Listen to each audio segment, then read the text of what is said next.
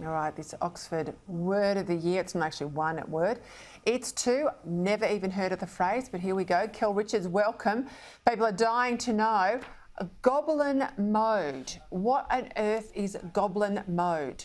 I think it's interesting and I quite like it. For the first time ever, the Oxford Invited asked the public to vote. They had a short list of three, Metaverse, virtual sort of reality, hashtag I stand with, or Goblin mode. And I voted for Goblin mode because I think it's pretty good.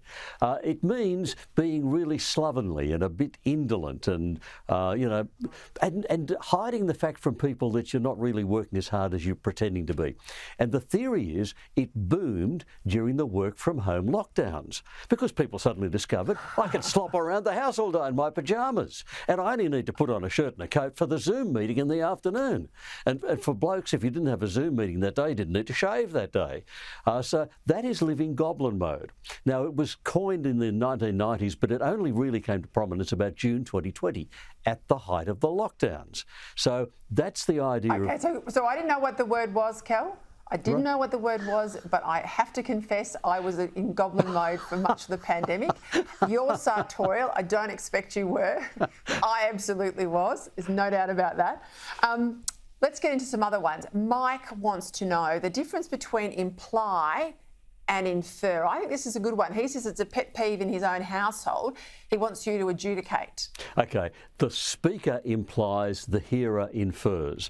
Imply goes back to the 1400s and it comes from a source word that means to enfold or enwrap. So the speaker wraps up a meaning inside the words. The speaker implies, but the hearer infers. Infer goes back to about the 16th century and it means to bring in or introduce. The hearer brings in a meaning into the words they've heard. So the speaker implies, the hearer infers. If you're saying that person implied, you're saying they put it sort of in between the words they were speaking. If you say, I infer from what you said, that's correct. So imply, infer, I think it's pretty clear. And a little code for people at home, there's an E in infer and you hear by infer. So there you go. That's it. That's clever. The difference between the two. You're so clever, Peter. Well done. I always look for a rule. Symphony and philharmonic. Ian from Cairns wants to know the difference. There is none. Symphony's much older. It means in harmony, making sounds in harmony, in sympathy. Philharmonic means loving harmony. So the words really have no difference in meaning, and I do not know any reason why one orchestra chooses symphony and another chooses philharmonic. If you are a classical musician and you know why some choose symphony and some philharmonic, get in touch, please, because I'd like some input from the expert panel on this one.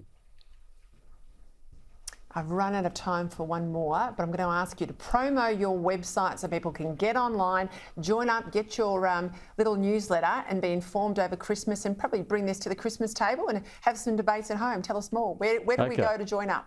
Ozwords.com.au, ozwords.com.au, and tell me your answer to the Symphony Philharmonic one as well. Ozwords.com.au. All right.